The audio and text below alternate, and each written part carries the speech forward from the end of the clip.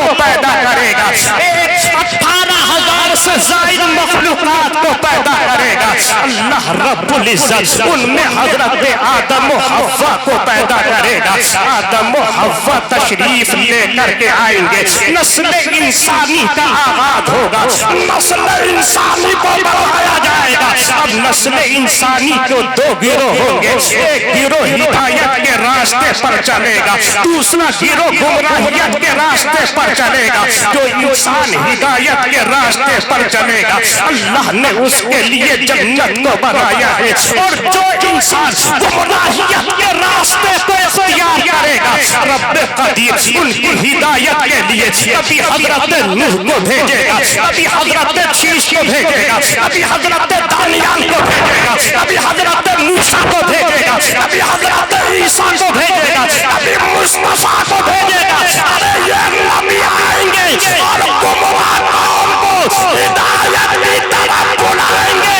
ارے جو بندہ ہدایت پر قائم رہے گا وہ جنت میں جائے گا، اور جو ہدایت کو چھوڑ دے گا میرا مولا اسے جہنم میں۔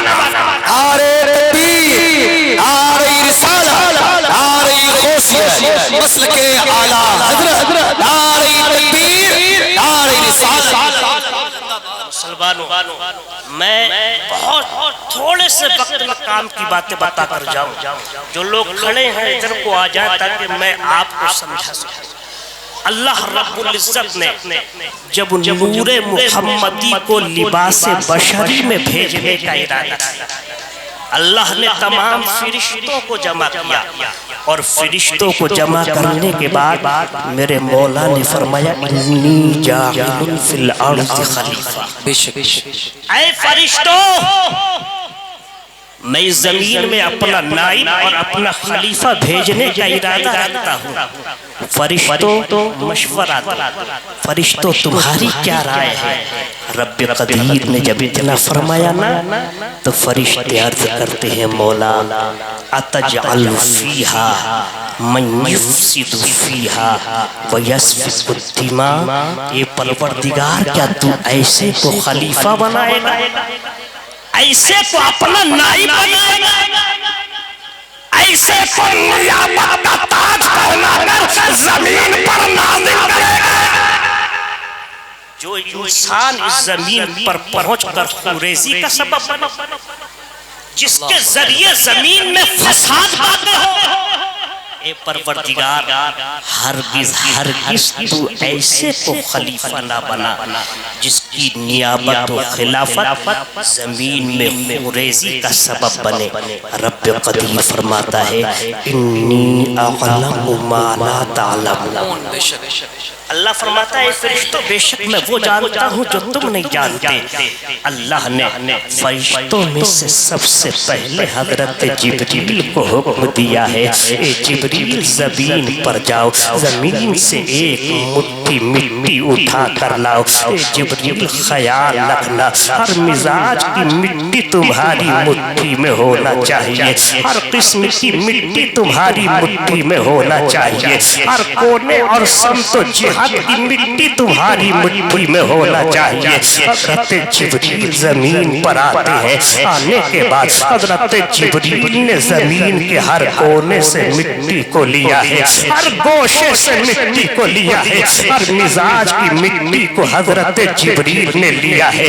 کالی مٹی کو حضرت جبریل نے لیا، پیلی مٹی کو حضرت جبریل نے لیا، گندمی مٹی کو حضرت جبریل نے لیا، سفید مٹی کو حضرت جبریل نے لیا، ہر کونے اور جہت کی مٹی کو حضرت جبریل نے لیا۔ حضرت جبریل جب مٹی لے کر کے چلنے لگے، زمین نے حضرت جبریل کے دامن کرم کو پکڑا۔ حضرت جبریل کے دامن کرم کو پکڑنے کے بعد زمین عرض کرتی ہے اے جبریل یہ مٹی لے کر کہاں جا رہے ہو؟ اے جبریل اس مٹی کا کیا کرو گے؟ اے جبریل اس مٹی کو کہاں پیش کرنا ہے؟ حضرت جبریل نے جب اتنا سنا حضرت جبریل فرماتے फरमाते हैं जमीन इस मिट्टी को रब की बारगाह में पेश करना है, रब की अदालत में पेश करना है। हजरत जिब्रील से जमीन अर्ज करती है जिब्रील बताओ तो सही परवरदिगार इस मिट्टी का क्या करेगा, मेरा मौला इस मिट्टी से क्या बनाएगा, मेरा परवरदिगार इस मिट्टी से क्या पैदा करेगा। हजरत जिब्रील ने फरमाया जमीन अल्लाह इस मिट्टी से इंसान को पैदा करेगा, आदमी को बनाया जाएगा। मशीयत इलाही के तहत जमीन पर उन दोनों को उतारा जाएगा, उतारने के बाद नस्ल इंसानी का आगाज होगा, औलाद आदम बढ़ेगी। औलाद आदम में दो गिरोह होंगे, एक गिरोह हिदायत के रास्ते पर चलेगा, दूसरा गिरोह गुमराहियत के रास्ते पर चलेगा। अल्लाह उनकी हिदायत के लिए, अल्लाह उनको सुधारने के लिए कभी हजरत नूह को भेजेगा, कभी हजरत दानियाल को भेजेगा, कभी हजरत मूसा और ईसा को भेजेगा, कभी हजरत मूसा और ईसा को भेजेगा। नबी आएंगे हिदायत का रास्ता दिखाएंगे, पैगंबर आएंगे हिदायत का रास्ता दिखाएंगे, रसूल आएंगे हिदायत का रास्ता दिखाएंगे। अल्लाह ने जन्नत को भी पैदा किया है, अल्लाह ने जहन्नम को भी पैदा किया है। जमीन अरे जब इंसान हिदायत के रास्ते पर अमल करेगा उसे परवरदिगार जन्नत का रास्ता दिखाएगा, और जो हिदायत के रास्ते को छोड़ देगा उसे मेरा मौला जहन्नम का बात है। नारे तकबीर, नारे रिसालत, जश्न ईद मिलादुल नबी, नारे तकबीर, अल्लामा आसिम क़ादरी साहब। जमीन जब इतना सुनती है ना तो जमीन रोती, अल्लाह अल्लाह अल्लाह, जमीन बिलकने लगी। उलमा तशरीफ फरमा है जमीन ने गिरिया जारी की और जमीन कहती है जिब्रील मिट्टी छोड़ कर जाओगे नहीं। हजरत जिब्रील फरमाती है क्यों, क्या तुम्हें मेरे रोने पर रहम नहीं आता, क्या तुम्हें मेरे बिलकने पर रहम नहीं आता।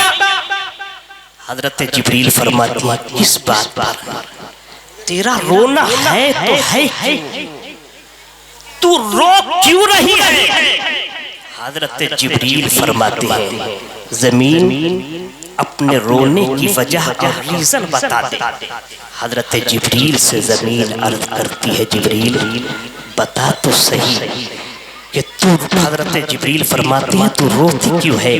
तो जमीन अर्ज करती है जिब्रील इस मिट्टी से अल्लाह इंसान बनाए, इस मिट्टी से आदमी को पैदा किया जाएगा, और आदमी जब दुनिया में आएगा गुनाह करेगा जलना मुझे पड़ेगा।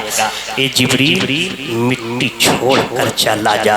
हजरत जिब्रील को जमीन के रोने पर रहम आ जाता है, मिट्टी छोड़ते हैं रब की बारगाह में हाजिर। अल्लाह ने फरमाया जिब्रील क्या मिट्टी लेकर के आ गए। हजरत जिब्रील ने अर्ज किया था ए परवरदिगार मिट्टी लेकर के चला था, जमीन रोती मुझे जमीन के रोने पर रहम आ गया, जमीन बिलकी मुझे जमीन के बिलकने पर रहम आ गया। परवरदिगार वहीं पर मैंने मिट्टी को छोड़ा तेरी बारगाह में हाजिर हो गया। अल्लाह ने हजरत मीकाईल को भेजा, वो भी मिट्टी छोड़ कर चले गए। अल्लाह ने हजरत इसराफील को भेजा, वो भी मिट्टी छोड़ कर चले जाते हैं। अल्लाह आखिर में इजराइल को भेजता है। कौन इजराइल है? वो इजराइल है जो हमारी तुम्हारी जानें निकालेंगे। कौन इजराइल है जो बाप को बेटे से जुदा करते हैं, बेटे को बाप से जुदा करते हैं, माँ को बेटी से जुदा करते हैं, बेटी को बाप से जुदा करते हैं। कौन इजराइल है जो इंसान के लफ्ते जिगर की रूह को निकालेंगे। कौन इजराइल है जो शौहर को, जो बीवी की जान, एक इंसान की बीवी की जान निकालेंगे तो दूसरी तरफ उसके शौहर की भी जान निकालेंगे। यानी मौत का फरिश्ता है। हजरत इजराइल को अल्लाह हुक्म देता है इजराइल जमीन से एक मुट्ठी मिट्टी उठा कर लाओ। ख्याल रखना हर मिजाज की मिट्टी उनकी मुट्ठी में होना चाहिए। हजरत इजराइल चलते हैं, हजरत इजराइल जमीन पर आते हैं। जमीन पर आने के बाद हर कोने से मिट्टी को लेते हैं, हर मिजाज की मिट्टी को लिया है। काली मिट्टी को हजरत इजराइल ने लिया है, پीली मिट्टी को हजरत इजराइल ने लिया है, तमाम किस्म की मिट्टी को हजरत इजराइल ने लिया। हजरत इजराइल चलते रहे, जमीन रोती रही। हजरत इजराइल चले, जमीन रोती रही। हजरत इजराइल चलते रहे, जमीन बिलखती रही। इजराइल चलते रहे, जमीन बिलौकारी करती रही। इजराइल चलते रहे। हजरत इजराइल ने अल्लाह की बारगाह में मिट्टी को पेश कर दिया है। अल्लाह रब्बुल इज्जत फरमाता है, इजराइल का मिट्टी लेकर के आ गए। हजरत इजराइल अर्ज करते हैं, ए परवरदिगार, हाँ मैं मिट्टी लेकर के आ गया। अल्लाह ने फरमाया था, ए इजराइल, जब तुम मिट्टी लेकर के चले थे, जमीन रोई नहीं थी, जमीन भिलकी नहीं थी, जमीन ने आहो सोना नहीं किया था, जमीन ने गिरियाउतारी नहीं की थी। हजरत इजराइल अर्ज करते हैं, ए परवरदिगार, जब मैं मिट्टी को लेकर चला, जमीन रोती रही, मैं चलता रहा। जमीन बिलखती रही, मैं चलता रहा। जमीन गिरियाउतारी करती रही, मैं चलता रहा। जमीन आहो सोना करती रही, मैं चलता रहा। रब ने फरमाया था, इजराइल, क्या तुम्हें जमीन के रोने पर रहम नहीं आया? हजरत इजराइल ने अर्ज की, मौला, मुझे जमीन के बिलखने पर रहम नहीं आया। तो मेरे मौला ने फरमाया, इजराइल, अरे जब मिट्टी को मिट्टी से सबने जुदा किया है, मैं इस मिट्टी को मिट्टी में मिलाने के लिए भी क्या बात है, सुभान अल्लाह, सुभान अल्लाह, सुभान अल्लाह, जिंदाबाद जिंदाबाद। हजरत इजराइल अलैहिस्सलाम ने मिट्टी को रब की बारगाह में पेश कर दिया, और जब मिट्टी रब की बारगाह में पेश हुई तो उस मिट्टी पर एक रिवायत के एतबार से 39 दिन और दूसरी रिवायत के एतबार से 39 साल गम की बारी जी जी, और 1 साल या 1 दिन उस मिट्टी पर खुशी की बारी। क्या बात। इसीलिए हमारी और तुम्हारी जिंदगियों में खुशियां कम हैं और गम ज्यादा। हमारी और तुम्हारी जिंदगियों में खुशियां कम और गम ज्यादा। अल्लाह रब्बुल इज्जत ने उस पर बारिश फरमाई, मिट्टी को गूंदा गया। अल्लाह रब्बुल इज्जत ने अपने जसदे कुदरत से हजरत आदम अलैहिस्सलाम का पुतला बना, और पुतला बनाने के बाद उसमें रूह को दाखिल होने का हुक्म दिया। क्या बात। रूह कालिब आदम में दाखिल हो, और थोड़ी देर के बाद घबरा कर बाहर आ जाता। रब ने फरमाया, रूह कालिब आदम में दाखिल होने के बाद निकल कर क्यों आ गई? तो रूह अर्ज करती है, मौला बड़ा अंधेरा है। ए परवरदिगार, बहुत अंधेरा और मुझे अंधेरे से डर लगता है। रब ने फरमाया, अच्छा तो अल्लाह रब्बुल इज्जत ने मुस्तफा के नूर को लिया, क्या बात। और अल्लाह ने मुस्तफा के नूर को हजरत आदम अलैहिस्सलाम की पुश्त में, सुभान अल्लाह, नूरे मुहम्मदी आदम अलैहिस्सलाम की पुश्त में। और जब नूरे मुहम्मदी आदम अलैहिस्सलाम की पुश्त में रखा गया ना, तो नूह अलैहिस्सलाम का जो मिट्टी का पुतला था वो नूरे मुहम्मदी से जगमगाने लगा। क्या बात है, सुभान अल्लाह, सुभान अल्लाह, से जगमगाने लगा। और जब नूरे मुहम्मदी से जगमगाने लगा, अल्लाह अकबर, हजरत आदम अलैहिस्सलातु व तस्लीम ने आँख खोली। आँख खोलने के बाद हजरत आदम अलैहिस्सलाम ने देखा कि अल्लाह के फरिश्ते मेरे पीछे सिजदा रेज़, अल्लाह के फरिश्ते मेरे पीछे सिजदा रेज़। अल्लाह की बारगाह में हजरत आदम अलैहिस्सलाम अर्ज करते हैं, मौला ये तेरे फरिश्ते मेरे पीछे सिजदा रेज़, ऐ परवरदिगार ये तेरी मखलूक मेरे पीछे सिजदा में क्यों है? तो हजरत आदम अलैहिस्सलाम से अल्लाह फरमाता है, आदम हमने तुम्हारी पुश्त में अपने आखिरी नबी के नूर को रख दिया है, ये फरिश्ते उसके लिए सिजदाए ताज़ीमी में झुके हैं।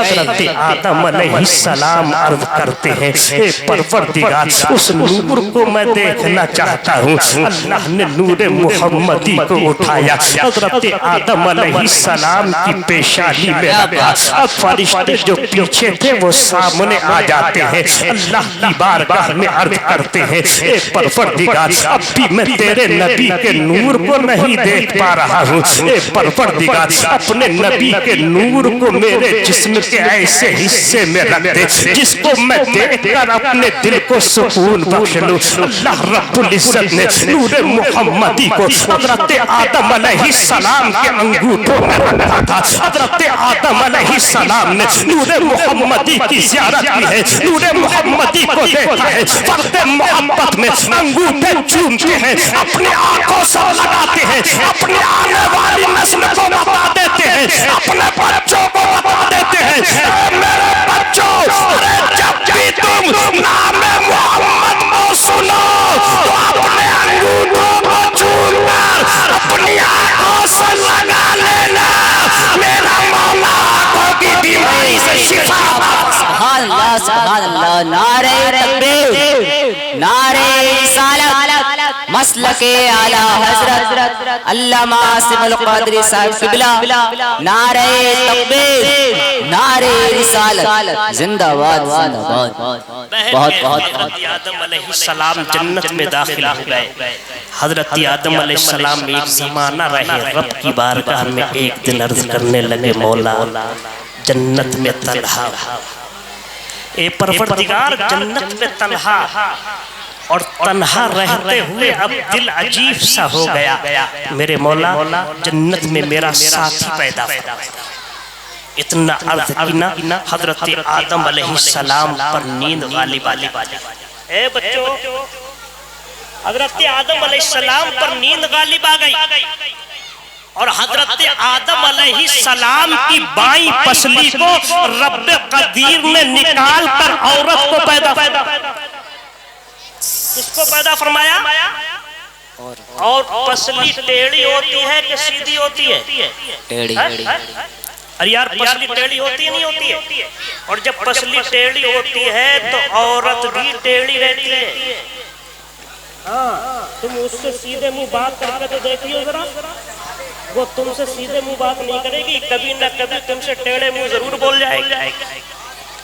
اور کیوں بولے گی؟ اس لیے کہ وہ ٹیڑھی پسلی سے پیدا ہے, ٹیڑھی پسلی سے.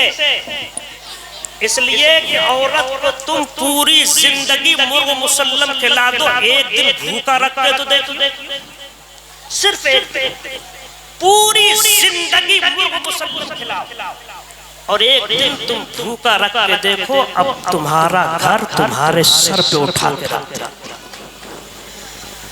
اور اگر یہ نہ کر سکو, پڑوس میں شادی ہو یا اس عورت کی بہن کی یا اس کے میکے میں شادی ہو اور تم اسے صرف ہلکے سی قیمت کا جوڑا خرید دینا, اور جب تم ہلکی سی قیمت کا جوڑا خرید کر دو گے نا اس کو, تو وہ تمہیں 2 ٹائم روٹی نہیں دے گی. ہاں 2 ٹائم روٹی نہیں دے گی. اور جب تم گھر پہ آؤ گے تو کبھی فلاں بچے کو مار, کبھی فلاں بچے کو مار, کبھی فلاں برتن کو توڑ, کبھی اس برتن کو توڑ, تو آپ سمجھ جانا یار اس کی فطرت میں ٹیڑھا پن ہے, کہیں نہ کہیں ہم سے ہم سے غلطی ہو گئی یار. تو جب غلطی ہوگی اب آپ پوچھیں گے محترمہ کیا بات ہے, تو کہنے لگے گی کہ میرے مائکے میں شادی ہے, میری بہن کی شادی, میرے بھائی کی شادی ہے, اور تم نے جوڑا مجھے 2000 کا پہنایا ہے, اور میرے گھر کی جو اور بہنیں یا اور بھابیاں ہیں وہ تو 5-5 ہزار کے جوڑے پہنے, میری کیا عزت رہے گی یار. حالات یہ ہے. تو مصطفیٰ نے فرمایا کہ تم پسلی کو اگر ٹیڑھا کرو گے تو پسلی ٹوٹ جائے گی. اسی طریقے سے اگر تم عورت پر سختی کرو گے تو عورت بھی ٹوٹ جائے گی. جی حق بات. طلاق واقع ہو جائے, پھر اس کے لیے کیا کرنا پڑے گا؟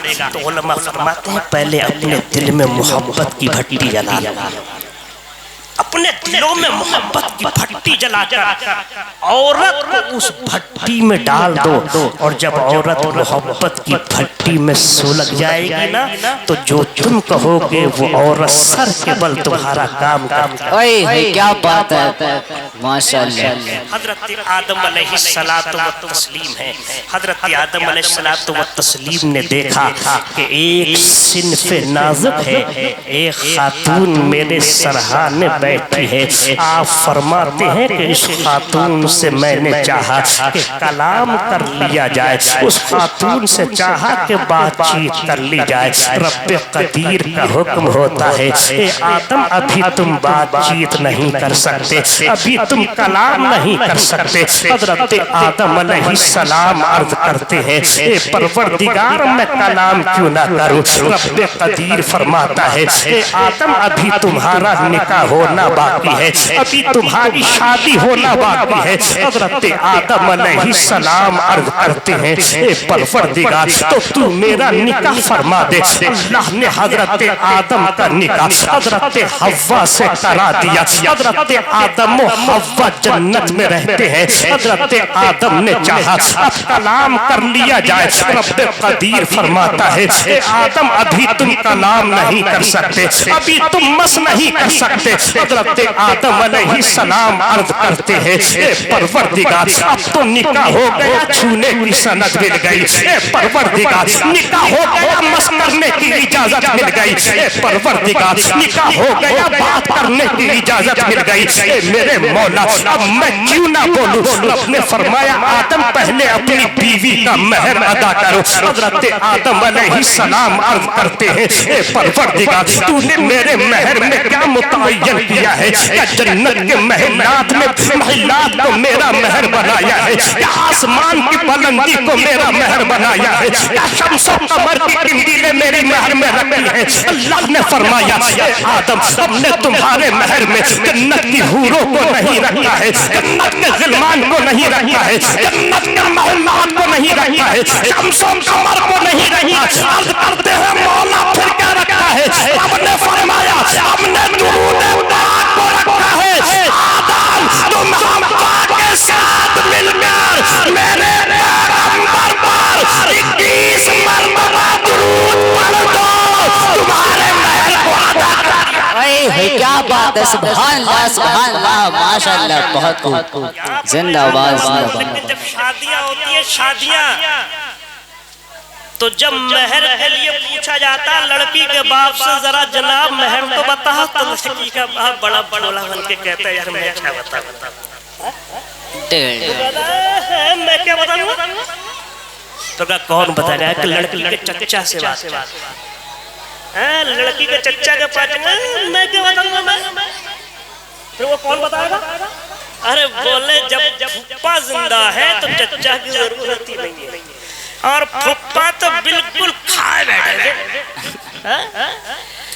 بولے نہیں آج تو جو دیکھا وہ جو ہوگا وہ دیکھا کھائے بیٹھے لڑکی کے پھپھا کے پاس گئے کو بولے یار مہر کتنا ہوگا تو لڑکی کا پھپھا بڑے سوکر بھولے منہ سے کہتا ہے مہر 5 لاکھ اللہ بولے 5 لاکھ آپ پورا ہاہاکار ہو جائے لڑکے والے کی طرح سے سب شور سب زور ڈالتے ہیں یار مہر بہت ہے اور میں بتاؤں مہر اتنا رکھنا چاہیے جتنا لڑکا ادا کرتا حق بات ہے اور اگر لڑکے پر ظلم کرتے ہوئے 5 لاکھ کا 2 لاکھ کا 2.5 لاکھ کا 3 لاکھ کا مہر باندھ دیا نا تو میں کہتا ہوں جس طرح لڑکا مہر ادا نہ کرنے پر گناہگار ہوگا اسی طرح وہ لوگ بھی گناہگار ہوں گے جنہوں نے مہر اتنا زیادہ حق بات ہے بلکہ آقا فرماتے ہیں جو انسان اس نیت سے شادی کرے مجھے شادی کرنا ہے اور مہر نہیں دینا ہے تو میرے آقا علیہ السلام فرماتی ہیں سنو قیامت میں وہ بلات کاریوں کے ساتھ کیا بات ہے سبحان مہر پر کنٹرول رکھو مہر کے حضرت آدم علیہ السلام کا جسد خاکی تیار نور محمدی نبیوں کی پشت میں منتقل ہوتا ہوا جب حضرت آمنہ کے شکم میں آیا حضرت آمنہ فرماتی ہیں میرا بیٹا جب میرے شکم میں آیا تو میں نے وہ تمام عجائبات دیکھے جو پیدا ہونے سے لے کر کے اب تک سبحان اللہ وہ چیزیں میں نے دیکھی حضرت آمنہ فرماتی ہیں میرا بیٹا اس دنیا میں تشریف لاتا ہے اور دنیا میں جب میرا بیٹا تشریف لایا تو میرے بیٹے کی پیدائش کے وقت جتنی بھی پیدائشیں ہوئی تھیں اللہ نے میرے بیٹے کے توسل سے تمام پیدائشوں میں لڑکے ہی عطا فرمائے سبحان اللہ جس کے یہاں پر پیدائش کی اس کو اللہ نے لڑکی عطا فرمائے. اور جب حضرت نبی کونین صلی اللہ تعالیٰ علیہ وسلم شریف لے کر کے آئے، ایک روایت کے اعتبار سے میرے آقا نے 3 دن تک حضرت آمنہ کا دودھ پیا، اور دوسری روایت کے اعتبار سے 7 دن تک میرے آقا نے حضرت آمنہ کا دودھ پیا. اس کے بعد نبی کونین کو لینے کے لیے قبیلہ حوازن کی عورتیں آتی ہیں. حضرت حلیمہ نے مصطفیٰ کو لیا ہے. لینے کے بعد میرے آقا کو لے کر اپنے خیمے کی جانب جاتی ہیں، اپنے شوہر کو بلاتی ہیں اور کہتی ہیں شوہر ذرا ادھر آؤ، میرے ساتھ میری بات تو سنو. حضرت حارث حضرت حلیمہ کے پاس آتے ہیں. حضرت حلیمہ فرماتی ہیں حارث ذرا دیکھو تو صحیح کتنا خوبصورت بچہ ہے، کتنا حسین و جمیل بچہ ہے، اتنا وجیح و شکیل بچہ ہے. حضرت حلیمہ نے مصطفیٰ جان رحمت کے رخ انور سے پردہ ہٹایا، اور پردہ ہٹانے کے بعد آقا کونین کا نورانی چہرہ دیکھا. حضرت حلیمہ فرماتی ہے میرے شوہر حارث نے کہا تھا اے حلیمہ یہ کوئی عام بچہ نہیں ہے، اے حلیمہ یہ وہ بچہ ہے جس کو اللہ نے آخری پیغمبر بنا کر بھیجا ہے. اے حلیمہ یہ وہ بچہ ہے جس کو اللہ نے آخری نبی بنا کر بھیجا ہے.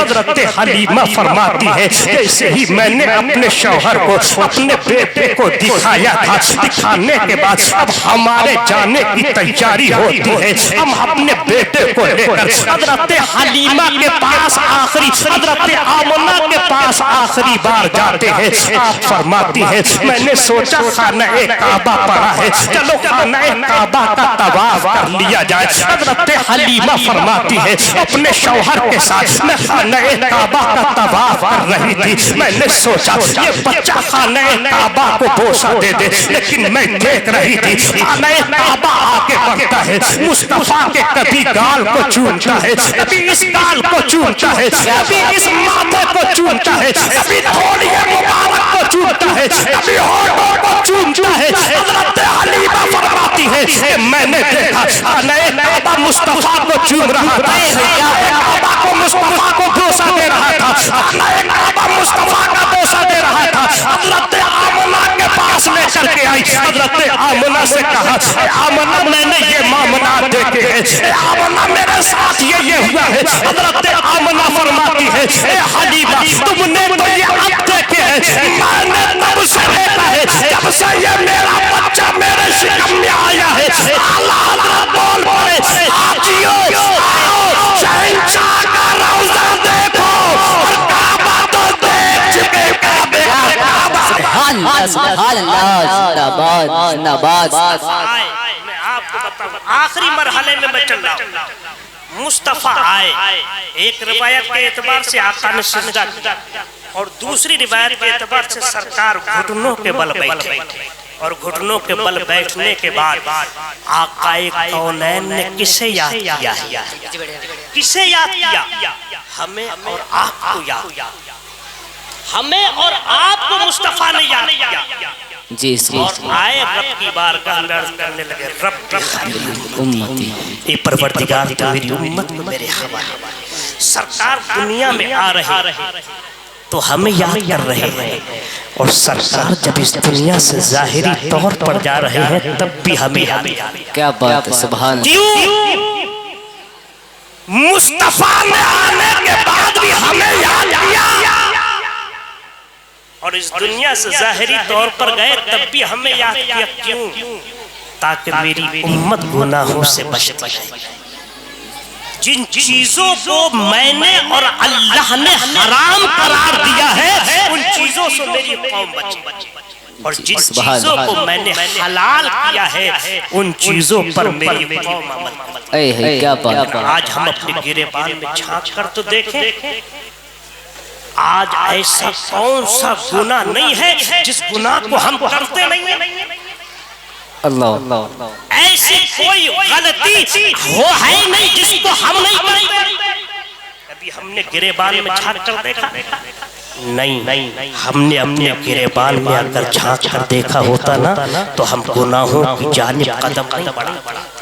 آج میرا نوجوان کیا نہیں کرتا ہے، جھوٹ بولنا تو اس کی عادت ہو گئی، شراب بھی پیتے لگا، جوا بھی کھیلنے لگا، زنا کے اڈوں کو آباد بھی کرنے لگا، یہاں تک کہ میری قوم کا یہ نوجوان سٹے بازی میں بھی ملوث ہو گیا۔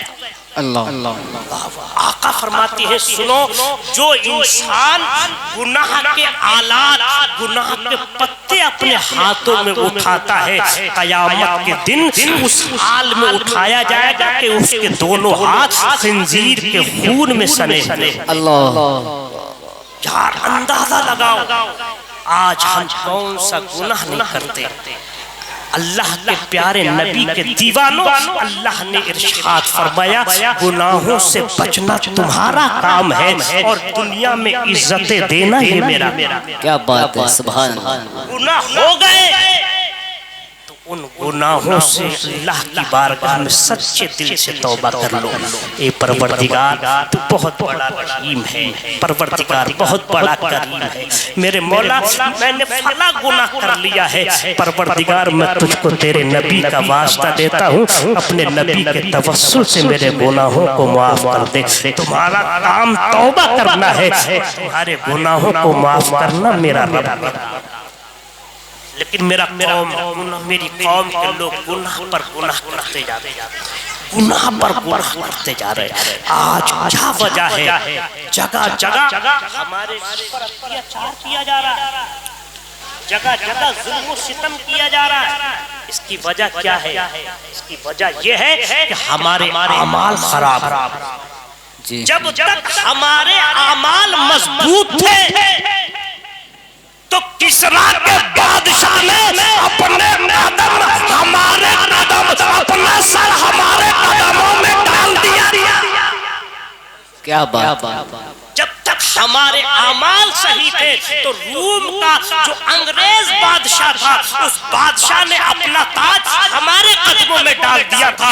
جب سے ہم بگڑ گئے، ہمارے حالات بگڑ گئے، آج حال یہ ہے ہمارا سر دوسروں کے قدموں میں گرتا رہتا ہے۔ اللہ مسلمانوں گناہوں سے بچ جاؤ، خدا را گناہوں سے بچ جاؤ۔ اگر گناہوں سے نہیں بچو گے، یاد رکھنا دنیا میں تمہارا کوئی نام لینے والا نہیں ہوگا، دنیا میں تم پسپا کیے جاؤ گے، دنیا میں تم پیسے جاؤ گے، تم ذلیل و خوار کیے جاؤ گے، تمہاری عزتوں کو نیلام کیا جائے گا، تمہارے گھروں کو جلایا جائے گا۔ بہرکیف اگر اعمال ہمارے اچھے ہوں گے تو کسی میں اتنی طاقت نہیں ہے کہ جو انسان ہمیں نظر اٹھا کر کے دیکھ سکے، اس لیے کہ وہ یہ جانتا ہے قوم مسلم اس نبی کا غلام ہے کہ جو دوسروں کی آنکھیں نکالنے کی کوشش۔ کیا بات ہے۔ لیکن اعمال ہمارے خراب، اعمال ہماری اچھے نہیں۔ مصطفیٰ جب آخری حدیث میں آپ کو سناؤ، میرے آقا ارشاد فرماتے ہیں سنو، اگر انسان ایک گناہ کرتا ہے تو اس ایک گناہ کی بنیاد پر اس کا دل تھوڑا سا کالا پڑتا ہے، دوسرا گناہ کرتا ہے تو دل اور بڑھتا ہے، گناہ کرتا جاتا ہے، یہاں تک کہ اس کے گناہ کی وجہ سے پورا دل کالا ہو جاتا ہے۔ آقا فرماتے ہیں جس انسان کا دل کالا ہو جائے وہ نمازیں پڑھے، تلاوت قرآن کرے، موت کو یاد کرے، توبہ و استغفار کرے، اللہ پاک اس کے گناہوں کو معاف فرما دے۔ سبحان اللہ سبحان اللہ۔ ایک بار رو کر کے تو دیکھ لو رب کی بارگاہ، یار ایک بار رو کر کے دیکھ لو رب کی بارگاہ میں، انشاءاللہ رب کی بارگاہ سے تمہیں وہ انعام ملے گا جو جس کا ہم تصور بھی نہیں کر سکتے، کیا جس بات کو ہم خیالوں میں بھی نہیں بسا سکتے۔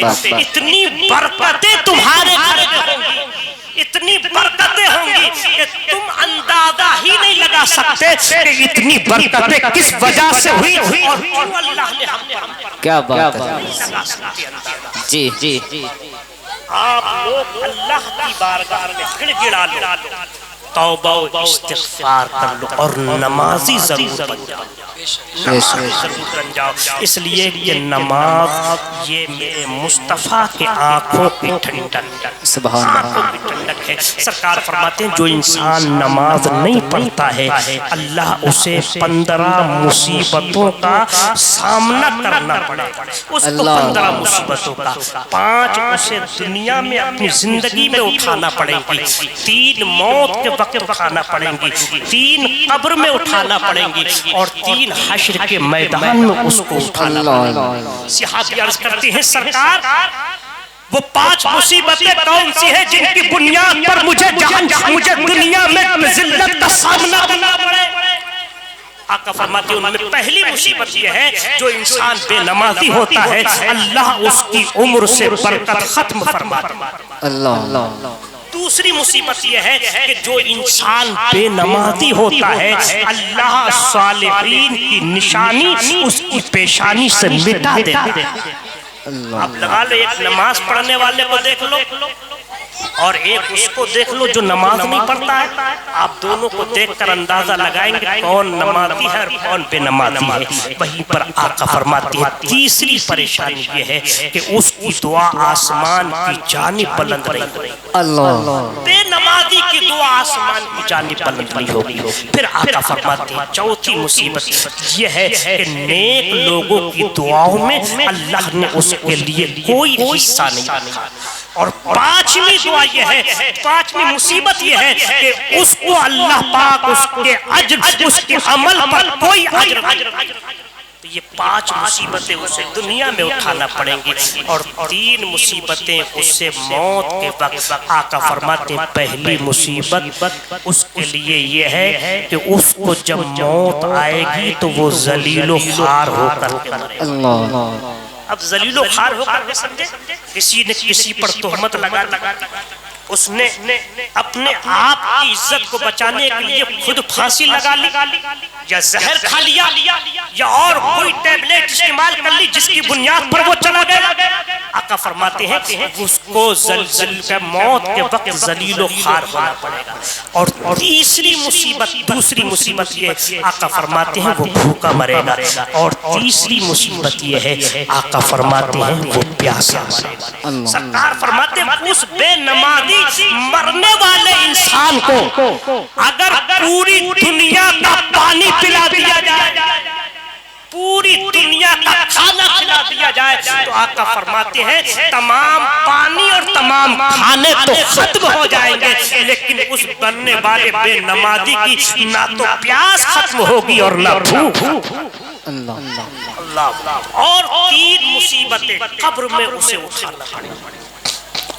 ان میں سے پہلی مصیبت کیا ہے؟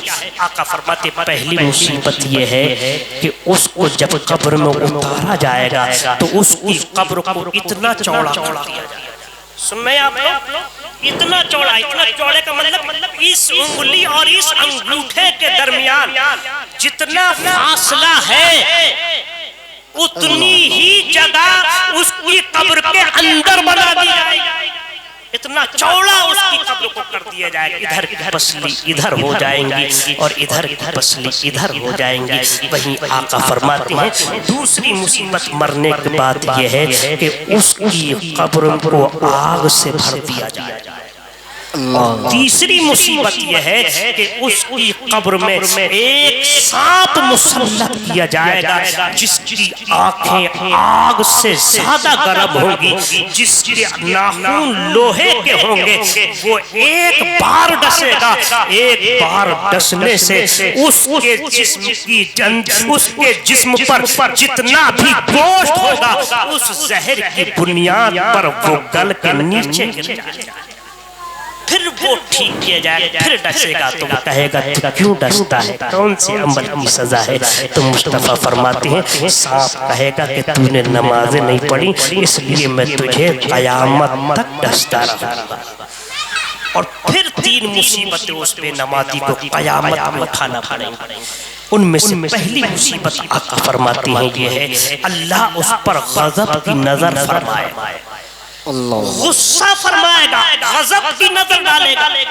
اور غضب کی نظر ڈالنے کے بعد اللہ رب العزت فرشتوں کو حکم دے گا، فرشتے عرض کریں گے مولا کیا حکم ہے؟ تو رب فرمائے گا فرشتوں اس کا سینہ چاک، یہاں سے لے کر کے یہاں تک سینہ چاک کیا جائے، اور کہاں تک؟ پیچھے تک۔ پھر آقا فرماتے ہیں اللہ فرشتوں سے فرمائے گا فرشتوں، فرشتے عرض کریں گے مولا کیا ہے؟ رب فرمائے گا فرشتوں اس کا بایاں ہاتھ سینے سے ڈال کر کے پیچھے لے جائے۔ اللہ اکبر، وہ بے نمازی روئے گا، چلائے گا، آج ہمارے انگلی میں اگر سوئی چبھ جاتی ہے تو ہم درد سے پریشان ہوتے ہیں۔ یاد رکھو قیامت میں جب ہمارے سینے چیرے جائیں گے اس وقت ہماری تکلیف کا کون احساس؟ آقا فرماتے ہیں پیچھے ہاتھ نکالا جائے گا، مصطفیٰ فرماتے ہیں اس کا نامہ اعمال اس کے بائیں ہاتھ میں دے دیا جائے گا۔ پھر سرکار فرماتے ہیں لوگوں اللہ فرشتوں سے فرمائے گا فرشتوں یہ میرا وہ بندہ ہے جس نے پوری زندگی میری نافرمانی میں گزاری، پوری زندگی میری نافرمانی میں گزارتا رہا، فرشتوں میرے اس بندے کو منہ کے بل گھسیٹ کر جہنم میں ڈال دو۔ اللہ اکبر، اس بندے کو منہ کے بل گھسیٹ کر جہنم میں ڈال دیا جائے گا۔ جو انسان بے نمازی ہوگا اسے بے طرح طرح کی تکلیفوں کا سامنا کرنا پڑے گا، طرح طرح کی مصیبتوں کا سامنا کرنا پڑے گا، علیحدہ قسم کے عذابوں کا سامنا کرنا پڑے گا۔ لیکن جو انسان نمازی ہوگا، نمازوں کا پابند ہوگا، اس کے گھر میں برکتیں ہوں گی، اس کی اولاد فرما بردار ہوگی، اس کے گھر میں رب کی رحمتوں کا نزول ہوگا، اس کے گھر میں رب کی رحمتوں کی برکتوں کا نزول ہوگا، اس کے گھر میں ہر جانب سے برکت ہوگی، اس کے بچے فرما بردار ہوں گے۔ جو انسان نمازی ہوگا اللہ اسے دنیا میں عزت عطا فرمائے گا، جو انسان نمازی ہوگا اللہ اسے دنیا میں دولت عطا فرمائے گا، جو انسان نمازی ہوگا اللہ اس کو قبر میں سکون عطا فرمائے گا، جو انسان نمازی ہوگا اللہ رب العزت اسے قیامت میں سکون عطا فرمائے گا، جو انسان نمازی ہوگا اللہ پاک اسے نمازیوں میں شمار کرے گا۔ جو نمازی ہوگا میرے آقا فرماتے ہیں وہ پل صراط سے اس طرح گزر جائے گا جیسا کہ بجلی آتی اور چلی جاتی ہے، تو پتا چلا بے نمازی کے لیے جہنم کو بنایا گیا، اور جو نمازی ہے اللہ نے اسے لیے جنت میں۔ سبحان اللہ سبحان اللہ، زندہ باد زندہ باد، کیا بات ہے۔ جو بھی غلط ہو اپنے پیارے حبیب کے توسل سے معاف فرما، ہم سبوں کے گناہوں کو پروردگار معاف فرما دے۔ مولا کریم سرزمین نبویہ میں رہنے والے تمام مسلمانوں کی حفاظت فرما، تمام مسلمانوں کے گھروں میں برکتیں نازل فرما، تمام مسلمانوں کے جائز کاروبار میں برکتیں نازل فرما۔ مولا ہمیں اور آپ کو ظالم حاکموں سے محفوظ فرما، ہماری بیٹیوں کی عزتوں کی حفاظت فرما، ہماری ماؤں کی ایمانوں کی عزتوں کی حفاظت فرما۔ کلمہ طیبہ پڑھ لیجئے، لا الہ الا اللہ محمد رسول اللہ صلی اللہ تعالی علیہ وسلم، وما توفیقی الا باللہ۔ السلام علیکم۔